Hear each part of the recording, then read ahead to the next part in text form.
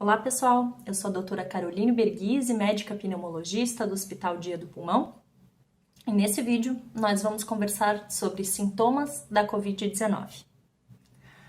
Bom, primeira coisa que eu gostaria de comentar é que, além de médica, eu fui paciente, eu fui uma dentre tantos profissionais de saúde que se contaminou com o coronavírus SARS-CoV-2. Eu peguei Covid, já passei pelos meus 14 dias de isolamento, tive sintomas e no momento curada da Covid-19 e pronta para voltar ao trabalho, né? A gente gostaria de salientar, né, no vídeo, principalmente os sintomas do quadro leve, porque para quem está em casa, existem muitas dúvidas em relação a quais sintomas, né, são esperados nessa fase dita leve, ok? Bom, vamos lá. Dentro do quadro leve, e eu apresentei quase que a totalidade dos sintomas dentro do quadro leve, o que nós podemos ter? Muita dor de cabeça, cefaleia, que a gente chama, de forma intensa. A dor ela se dá principalmente na região frontal, abaixo dos olhos, retroorbital, atrás dos olhos, uma sensação de olho pesado, de olho dolorido, né? A dor de cabeça, quando aparece, ela pode ser leve? Pode, mas ela também pode ser bastante intensa. No meu caso, foi bastante intensa, com necessidade de uso de analgésico e antitérmico de 6 em 6 horas, de forma fixa, nos primeiros 3, 4 dias de doença, porque realmente era uma dor bastante chata. Coriza nasal, né? O nariz fica bastante congesto, fechado, com produção de secreção transparente, o nariz fica escorrendo, porém a gente não chega a ter aquele catarro amarelado, esverdeado, né? Garganta, a gente pode sentir muita dor de garganta, o que chamamos de odinofagia na medicina. Essa dor, ela pode ser como uma dor, às vezes é uma sensação de garganta extremamente sensível e irritada, avermelhada, e eu senti isso também. A anosmia e a perda anosmia é a perda do olfato, né? Quando nós perdemos o olfato, 80% do nosso paladar, ele vem do nosso olfato. Portanto, quando a gente perde o olfato, é muito comum junto a gente ter a perda do paladar, ok? Eu não tive anosmia, na verdade tive, mas só por metade de um dia. Então tive uma pequena experiência do que é ter anosmia e perda de paladar. É bem desagradável, né? A comida pode estar com gosto de queimado que você não sente. E isso acaba ajudando a diminuir um pouco o apetite, então é um sintoma ruim. E ele pode permanecer por um grande período, inclusive, tá? Tosse seca é bastante comum também, mas a gente espera que seja em pequena quantidade, né? Não seja aquela tosse sem parar, em que o paciente fica com fala entrecortada, que ele não consegue conversar, que ele não consegue falar. Então, a tosse existe, porém ela acontece de uma forma um pouco mais leve. Sensação de dor muscular, a mialgia, isso é muito frequente, dá uma dor muscular bem chata, a sensação que a gente tem que um caminhão passou em cima da gente, deu a ré e voltou ainda, né? E você fica imprestável, assim, só dá vontade de ficar na cama, que é a prostração, que a gente chama. A gente só quer ficar deitado, largado na cama, não quer fazer nada.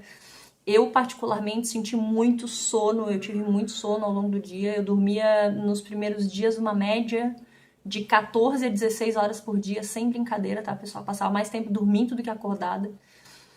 Não, nem eu mesmo entendi de onde vinha tanto sono, mas a chave é repouso, né?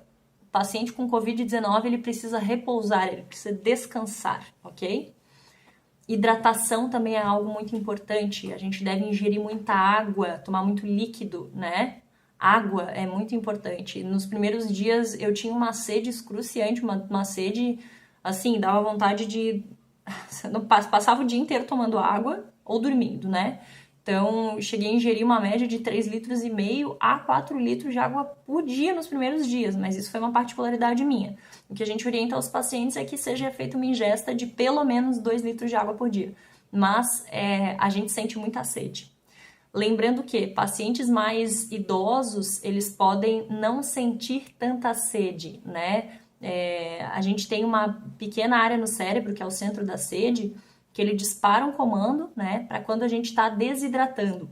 Só que o idoso, ele não tem esse disparo de uma forma tão rápida quanto é no jovem, e às vezes esse disparo não acontece. Então o idoso, ele pode desidratar e não sentir tanta sede. Portanto, é importante que se deixe, né, garrafa de água no paciente isolado com Covid, com mais idade, e se oriente ele a tentar quantificar aí a quantidade de líquido que ele está tomando por dia. Pelo menos 2 litros de água por dia seria o ideal, para uma medida geral da população. É claro que se você tem algum problema de saúde, alguma doença cardiológica, é interessante sempre conversar com o seu médico sobre esse assunto, para definir com ele, né, quais são as quantidades ideais para o seu caso em específico. Mas como uma medida geral, essa é uma informação importante, certo?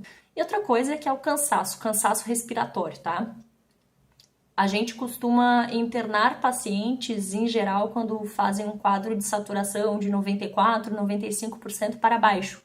Mas se você apresentar uma saturação de 96%, 97%, ainda assim você pode sentir cansaço, né?